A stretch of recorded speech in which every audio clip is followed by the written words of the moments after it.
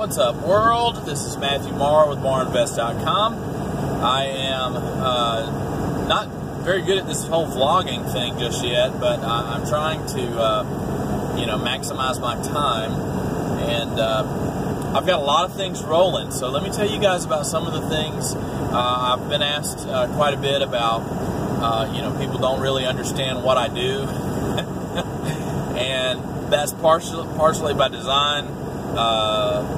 For years and years, I used to be a financial advisor. I was a financial advisor. I had my Series 7, my 63, my insurance license, and was a broker in about 7 states. Had about 7 agents under me that sold different types of life policies. So everything from life insurance, cancer, disability, and my main book of business was actually long-term care, which is, for adult daycare, assisted living, nursing home, all that.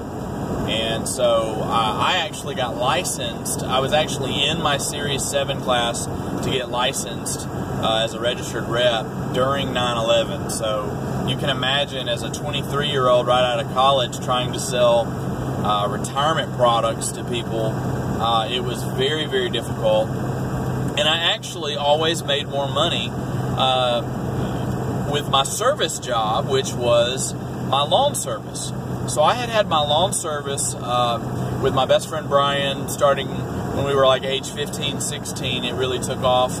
And, I kind of quit working for my mom, and he kind of quit working for the grocery store. And we went off and realized very quickly that even as basically kids, we could make, between $35 and $45 an hour, and with both of us working, we could, cut a yard or put out pine straw or whatever, and, average $70 to $90 an hour because we were hard workers. And so what's cool about that is, from an early age, not only did we learn about how to make money, but, we started making some serious money. And by the time we got to college, we were already both making about $30,000 a year. We were going to the river and the lake a lot, riding wave runners and boats, and eating out all the time and having fun. And it was a really good time. So then, right as I got my accredited business degree from Auburn University, the degree is really great, especially if you're going to be a corporate person, or if you're going to be a teacher, or if you're going to go on and get your master's or your doctorate. I was not doing that, even though they were saying that I needed to. I knew that I would probably be working for myself again at some point. And it didn't take very long. My first job was actually with my mother, but then I went on and worked after about 6 months, really, a year. I realized, catering was too hard. If it rained, it was the caterer's fault. If the cake was bad, if the food was bad, if the flowers were bad, it was the caterer's fault. And everything had to be just perfect and just right for some bride's special day, and their family shelled out all this money. And, I needed less perfection than that. And so I decided to do something easier. So I decided to become a stockbroker. And yes, it was easier for a little bit. But right as 9/11 happened, all this crazy stuff came out about, companies shorting companies, and there was a lot of fraud and things that came in. And so what happened is that a lot more federal compliance stuff happened. I mean, it got so ridiculous at one point. I'll never forget, we had 4 men in our office, right? And we had an OSJ manager, which is our, that's the manager of the office, and he's the one responsible and kind of signs off on everything the 4 of us agents would sell. And he was part of our compliance. And so I'll never forget, we submitted and this just tells you how crazy government can be sometimes. we submitted our business cards. We had to have our letterhead and our business cards all approved. So there's somebody that's got a federal job whose job it is to check our business cards and to check our letterhead. So, out of the 4 people in the office, our OSJ manager labeled them all the same. All of the cards and all of the letterheads were exactly the same. I mean, absolutely 100% exactly the same. One of the 4 of us was rejected, though, and they made us change a few things. And that just means that it went to 2 different compliance officers. And I guess just for the sake of keeping their job, they have to find something wrong with something, because, again, they were all identical. Anyway, so it didn't take very long before I got out of that and was out of, it only took me about 3 years, and I realized that I could, since insurance was my main book of business anyways, I could allow the Series 7 and 63 financial licenses to go by the wayside, and I could just keep my insurance license, which is what I did. And also at that time I became a broker, which was really great because instead of a 30% commission schedule, I was now on a 95% commission schedule. So what that basically means would be, you know, if you had a premium on a, say, a life insurance policy that was $1,000, that means I would get the first $950. Okay, so that's pretty good. A lot better than 30%. So, you know, you're looking at 3 times the commission. So literally overnight, by becoming a broker,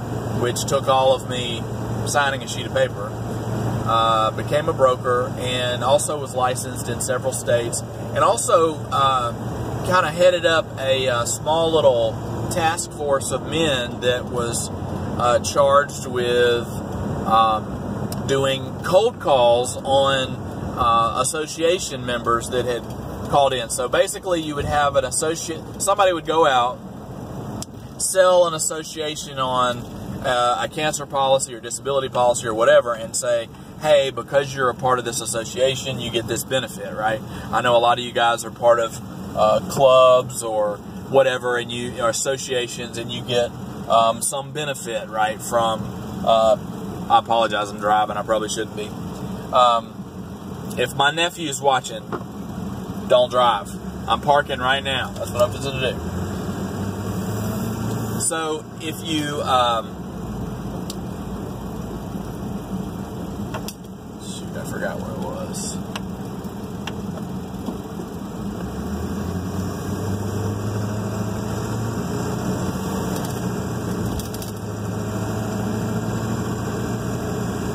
So part of this was a task force set up to make cold calls. Now, if any of you guys have never done cold calls, we call it smiling and dialing. That's at least what I called it, smiling and dialing.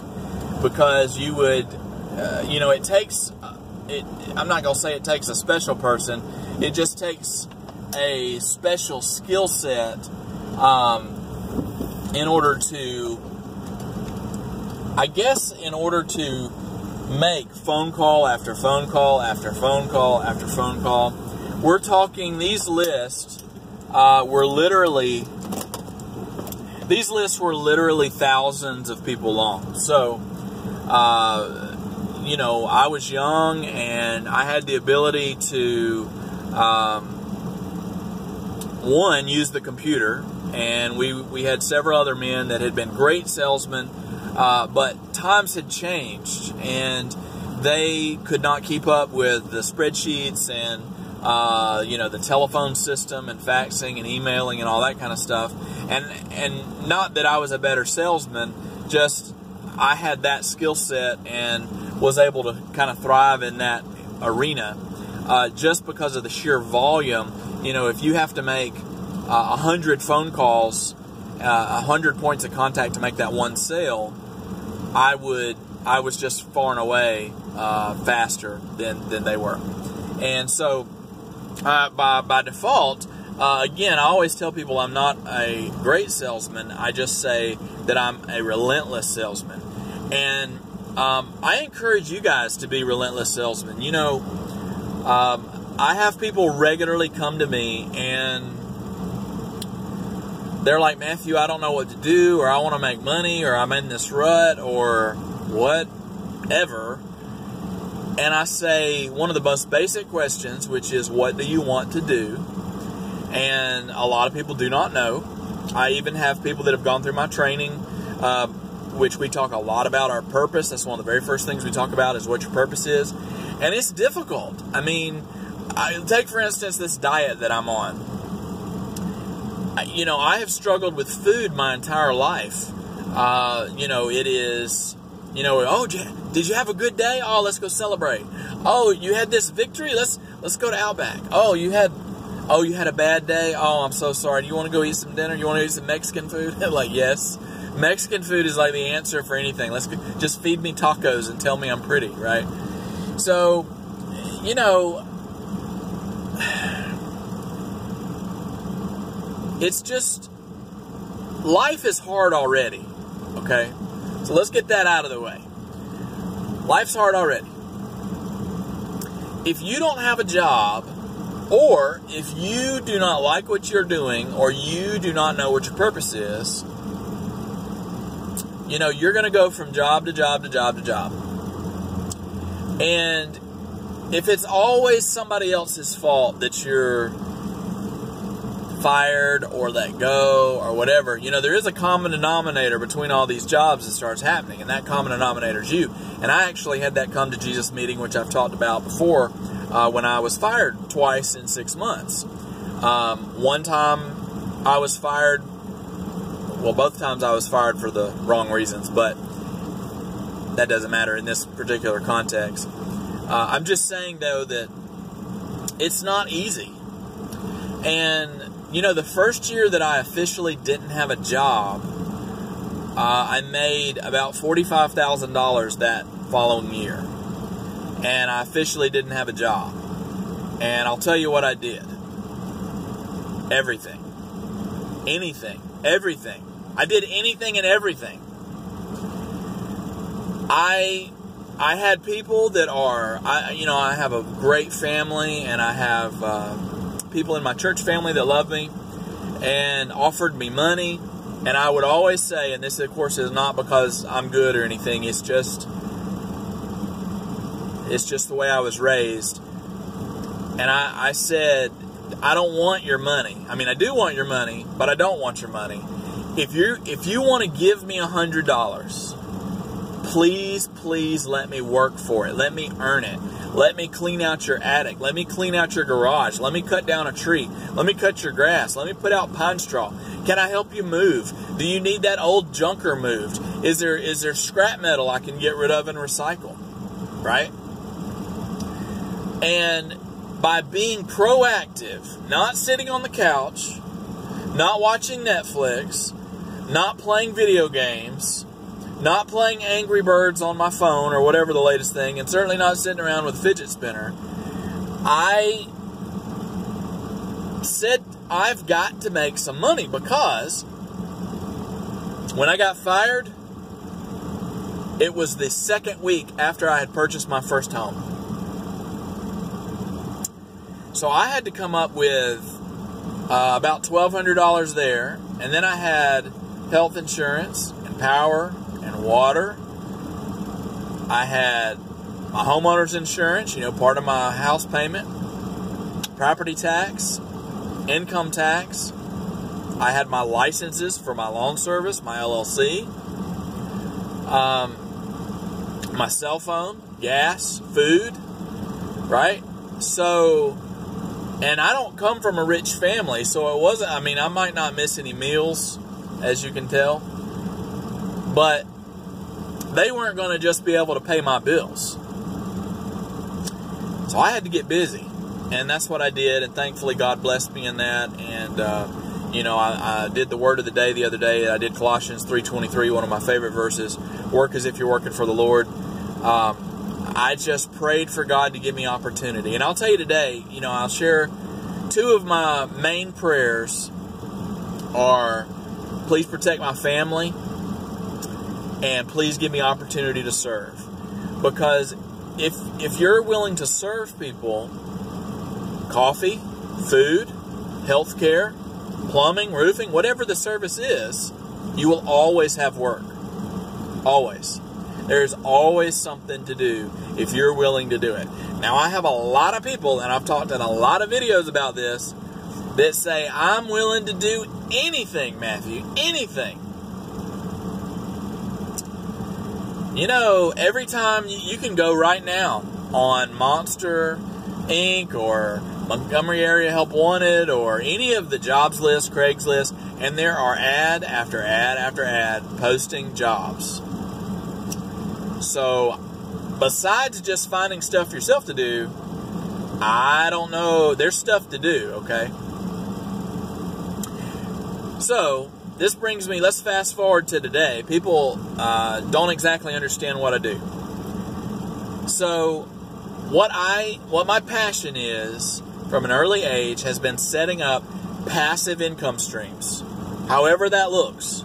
I like to set up businesses and sell and finance those businesses, or have rental properties. I have my YouTube page, which you're watching this on. There's a little bitty trickle, it's not much, but you get a little trickle from that. I've published 4 books. I've written 2 of those books. The other 2 is my mom's book she published in 1981, I believe, and I republished it for her as a present. And then I have my grandmother's cookbook, which you guys can go on Amazon and pick up. Lela, Foshee, and Karen Morrow. They're awesome books. And, you know, so I have those. I have businesses that I've sold. I buy and sell notes, tax liens. I mean, there is just a myriad of things that I am involved with. And I'm opportunistic. So if you came to me and said, hey, Matthew, I got this great business, I'd say, okay. It doesn't matter what the business is. You could be pitching marshmallows or a grasshopper farm or goat herding. I don't care. As long as the spreadsheet makes sense and the numbers make sense, most investors will take a look at it. I mean, there's no denying cash. And if you have a business that cash flows, or you have an idea that can potentially cash flow, there are people out there that will back those ideas with money. Now, I know a lot of you people are thinking about GoFundMe and group funding, you know, crowdfunding, things like that. It is very rare. And I believe you can actually look up the stats on this, but it's a very, very small percentage of those things that actually get fully funded. It's not that much.